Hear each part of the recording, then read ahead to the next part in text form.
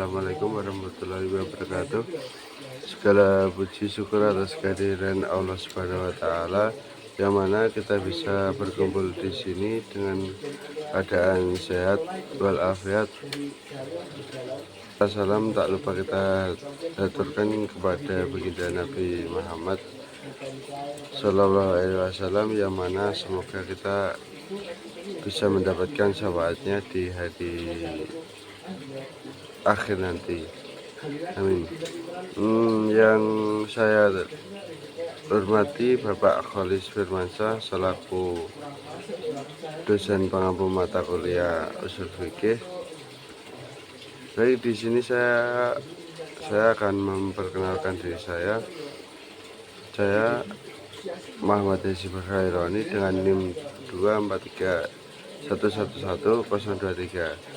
Prodi saya Pendidikan Agama Islam.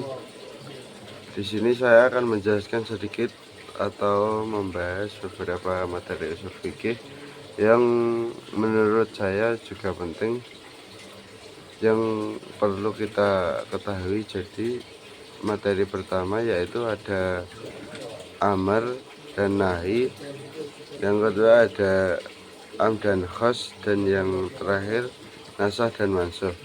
Langsung saja ke materi pertama yaitu amar dan nahi. Amar artinya adalah perintah. Amar secara bahasa berarti memerintahkan.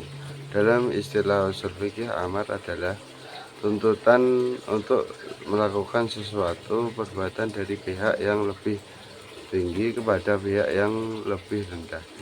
Dalam bentuk kalimat perintah, secara hukum amar menunjukkan kewajiban selama tidak terdapat qarinah atau indikasi yang mengalihkan makna dari wajib menjadi sunnah atau mubah. Di sini ada contoh dalil dari Quran surah Al-Baqarah ayat 43 yang berbunyi waqimus sholata wa ata'uz zakata, menggunakan fi'il amar dari kata aqimu atau yang menunjukkan kewajiban melaksanakan salat dan zakat. Kedua yaitu ada nahi.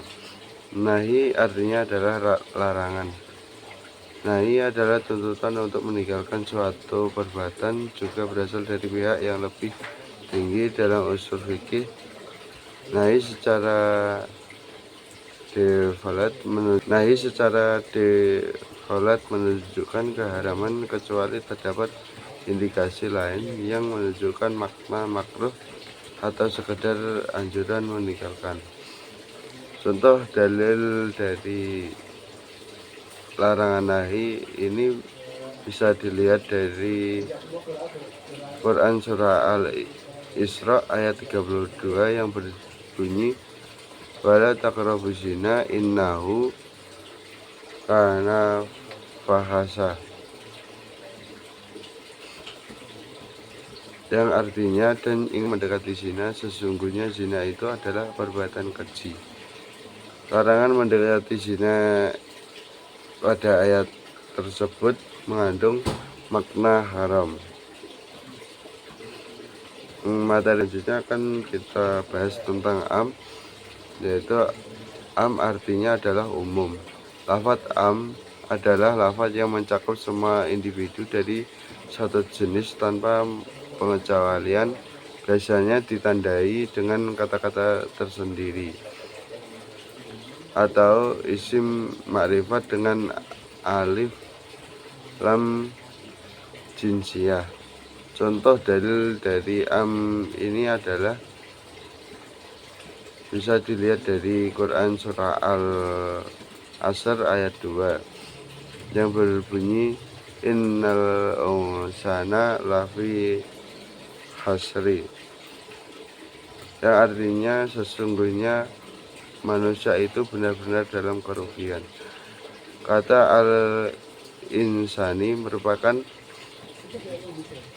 seperti lafaz umum untuk mencakup seluruh manusia tanpa berkecuali. materi selanjutnya yaitu khas. Khas artinya adalah khusus. Lafaz khas adalah lafaz yang menunjukkan pada sebagian jenis yang dimaksud dan tidak mencakup seluruhnya.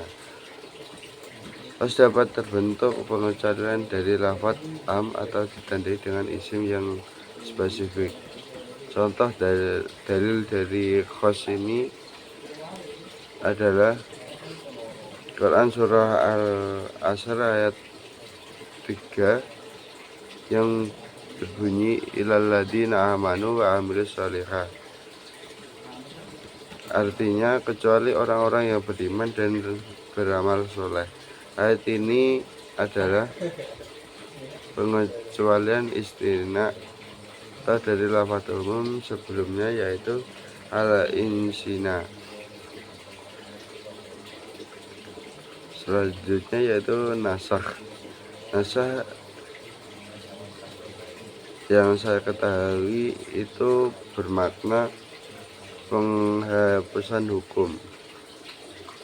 Jadi yang dimaksud hukum syar'i yang telah ditetapkan sebelum dengan hukum yang dapat kemudian dari syar'i. Hal ini biasanya terjadi karena perubahan kondisi umat atau untuk kemudahan terhadap dalam pelaksanaan syariat. Nasakh tidak berarti kontradiksi, namun merupakan bentuk kasih sayang dan kebijaksanaan dalam tasri' atau pensyariatan. Materi terakhir yaitu mansukh, yang memiliki arti yaitu hukum yang dihapus. Mansukh merupakan hukum lama yang telah dihapus oleh hukum baru, yaitu nasikh, dan tidak berlaku lagi. Nasakh hanya terjadi dalam perkara hukum, bukan dalam perkara akidah. Contoh nasakh dan mansukh.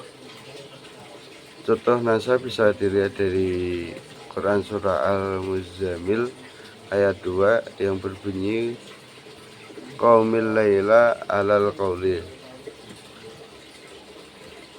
Artinya bangunlah malam hari kecuali sedikit. Hukum ini termasuk mansukh karena pada awalnya salat malam diwajibkan. Selanjutnya yaitu contoh nasakh dan mansukh ya. Contoh nasakh dan mansukh ini bisa dilihat di Quran surah Al-Muzammil ayat 2 dari yang berbunyi qaumil laila ila qalila, yang artinya bangunlah malam hari kecuali sedikit.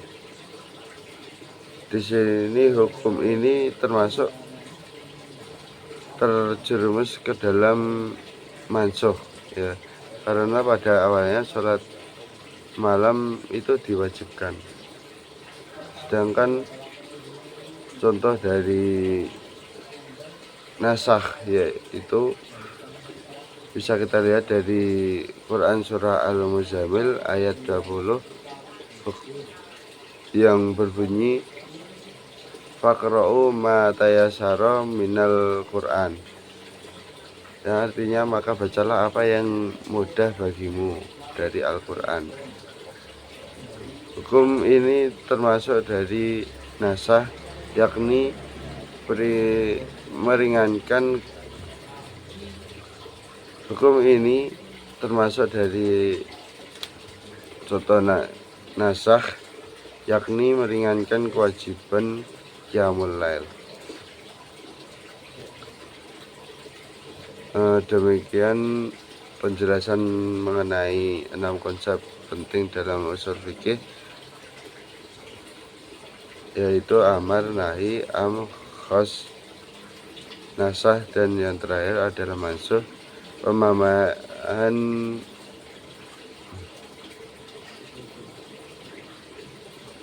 sebagai penutup, demikianlah penjelasan dari saya mengenai 6 konsep penting dalam materi usul fikih, yaitu amar, nahi, khas, nasakh, dan yang terakhir adalah mansukh.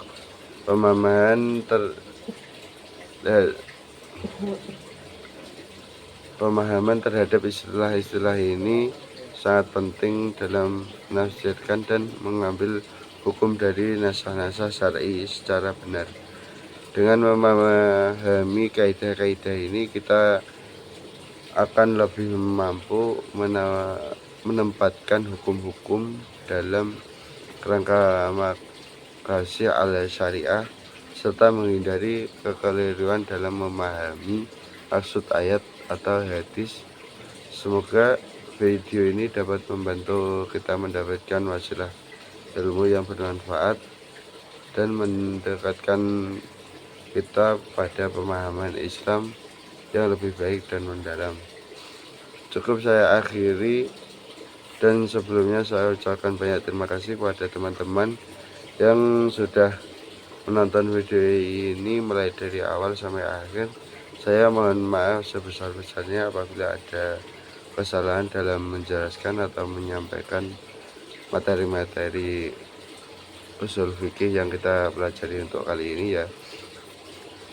Saya tutup dengan bacaan alhamdulillahirabbil alamin. Wassallallahu ala sayyidina Muhammad wa ala ali sayyidina Muhammad. Wassalamualaikum warahmatullahi wabarakatuh.